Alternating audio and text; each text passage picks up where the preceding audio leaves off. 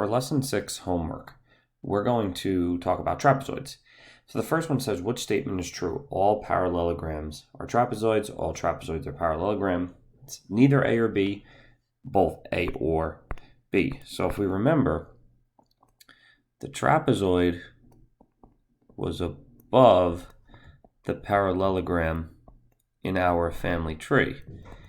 And if we remember what the deal was, if you were going up the tree, it was true. If you're going down the tree, it was false. So if I look at it, if we're going from parallelogram to trapezoid, then that's going to be a true statement. So therefore we get to choice 1. Now number 2 wants us to explain that choice. And the reason is you don't want to write because you're going up the family tree. We want to put in a little bit more of a detailed explanation about how that works. But we want to say that parallelograms have all the trapezoid properties. Remember, trapezoids only had at least one set of parallel sides, and since parallelograms have both sets, that means it has that property. But trapezoids do not have all parallelogram properties.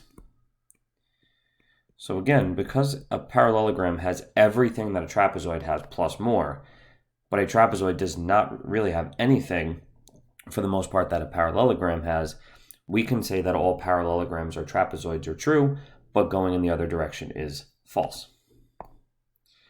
For the third one, in the accompanying diagram, triangle DEC and AEB are both isosceles, and CD is parallel to AB. So we want to prove those two triangles are congruent, and then we want to prove that we have an isosceles trapezoid. So we'll take a second here to get our chart set up, and then if I look at the picture, I'm going to do a little bit of highlighting just to make sure I'm working with the correct two triangles. So I want me to prove that triangle AED is congruent to triangle CEB. All right. So as we look at that now, we'll always start with our givens, and it gives us a couple key pieces. It gives us that triangle DEC and triangle AEB is isosceles. And then it also gives us that CD is parallel to AB. All right, so those are going to be our givens. Now, I'm going to save that parallel piece for later because that's going to come into our trapezoid part. So, if I look at what I'm given so far, this is what I can work with. Since triangle DEC is isosceles, there are my two congruent sides. And then the same thing with triangle AEB. If I'm given that that's isosceles, then those are my two congruent sides. So DE is congruent to CE, and AE is congruent to BE. So those are my two sets of congruent sides that are coming from my isosceles triangle. So isosceles triangles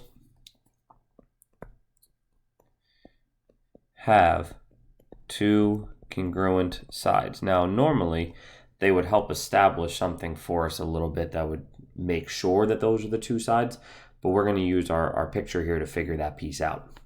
The next thing I want to work with is, I'm going to go with my vertical angles between those two triangles. So angle 1 is congruent to angle 2. Vertical angles are congruent.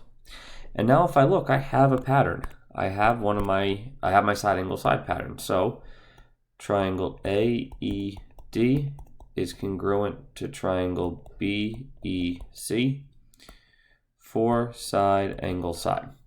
Now I said earlier that I was going to leave the parallel piece alone for a second, and now I'm going to use it. So step 5, I'm going to say that ABCD is a trapezoid. Before I can identify that I have an isosceles trapezoid, I need to make sure that I at least have a regular trapezoid, which in this case I do. Because if you remember, trapezoid just has to have one set of sides parallel.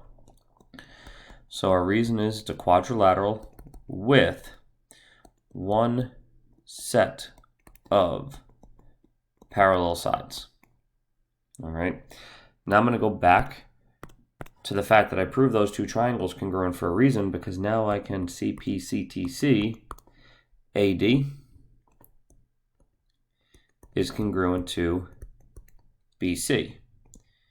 And once I do that, now I've established that I have a trapezoid with my non-parallel sides congruent. Therefore, step 7, ABCD is an isosceles trapezoid. Because it is a trapezoid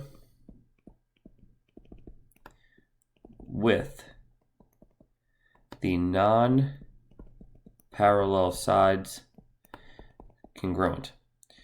So just as we do a lot when we do our parallelograms and our rhombus, we usually we prove it's a parallelogram, then we prove it's a rhombus. Same thing here. We first have to prove it's a trapezoid like we did in step 5, and then we prove in step 7 that it's an isosceles trapezoid because we were able to identify that those non-parallel sides were congruent.